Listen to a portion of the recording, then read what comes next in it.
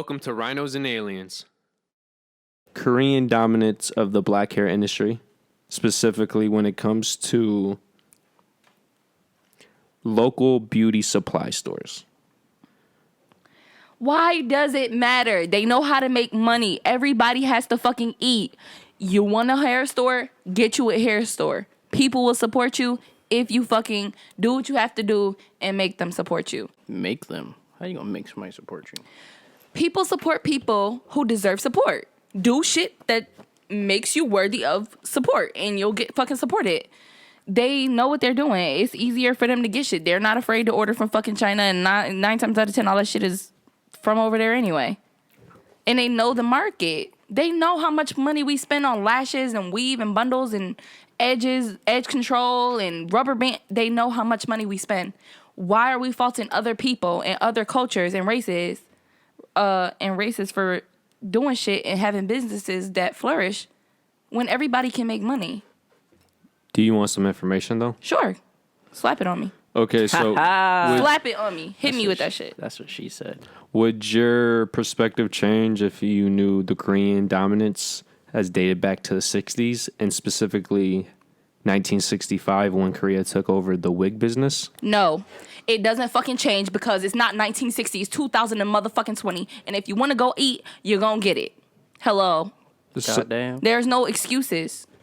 So you're not offended that a culture that is not invested or has anything related to another culture is dominating that culture? No, because it's ours. So if we want it, we're going to take that shit back. If it mattered that much to us, we would be more involved in that industry. It's not our fault that someone had a better idea than us and they don't use it. I'm a black girl. I don't wear weave. You know what I'm saying? But that doesn't change anything. I still fucking, go to the hair stores and all that shit. So I still understand, the idea of them taking over what would quote unquote belong to us. But why does it matter? It's money. They have to fucking eat. They have to feed their families. Hello, they're smart. Do something, bitch. Get a store. Get a wig company. Find a vendor online. I'll send you a list.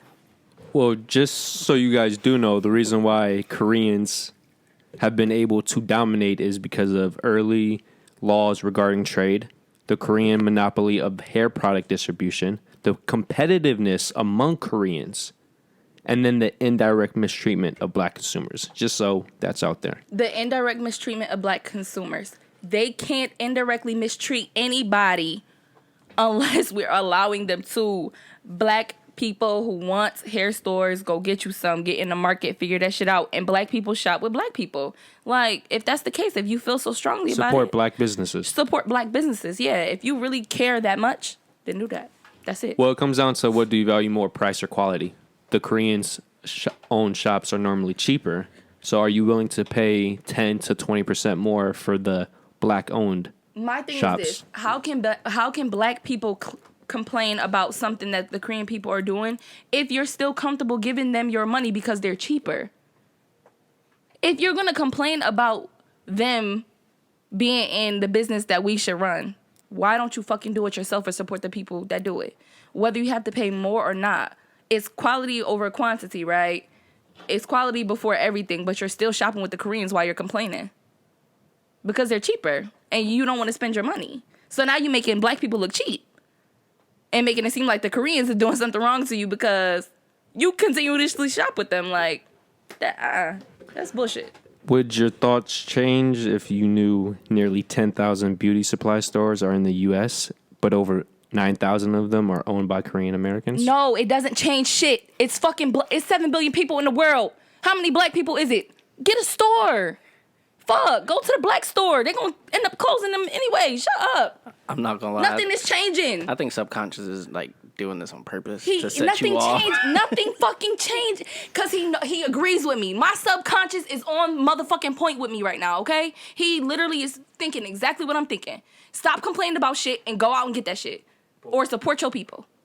But what if I told you that of those 9,000 owned Korean stores, 90% of those stores are completely funded by the black community? That's black people's fault. What the fuck? I'm not doing this no more. I'm not doing this anymore. Y'all giving them y'all money and y'all want me to fucking feel bad for y'all. Fuck y'all. as a random note for this, did you know local beauty supply stores are actually superior to the chain ones because they get their resources directly from the source 9 times out of 10? Just as a random.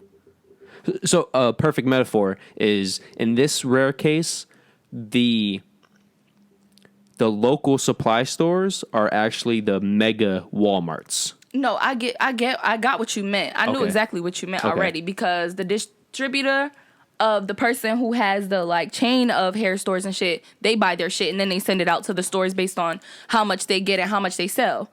Yes. Whereas these stores, they literally go to those people directly and pick And them based on bu- what their clients purchase and shit. Yeah, and they buy in bulk. No, I get it. Yeah. Okay. I'm already good.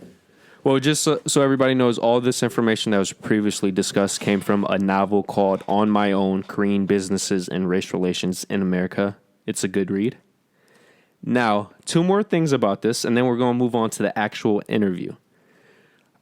I'm so sorry, but Wadali Shabalushi from the UK noticed that the US is not the only country in a similar situation. In fact, even though these countries aren't as in a dire situation, the Asian community dominates these beauty supply stores in the UK, France, and Canada in terms of ownership. And to end this topic, I wanted to quote Alicia Otis, where she said, Korean Americans were able to secure their role in such a big business with manufacturing, distributing, and selling of black hair care products simply by realizing its power before the black people were able to themselves, which is what X was basically getting at the entire time. So, yes, subconscious agreed with her the entire time. And conscience. If you want to subscribe, just hit this bad boy up here, that big fat rhino. If you want the newest video, to the right. If you want the recommended, to the left. And then, of course, our personal dick pic. Yep, right below. So thank you for joining us once again, and we hope to see you next week. So peace out. Peace.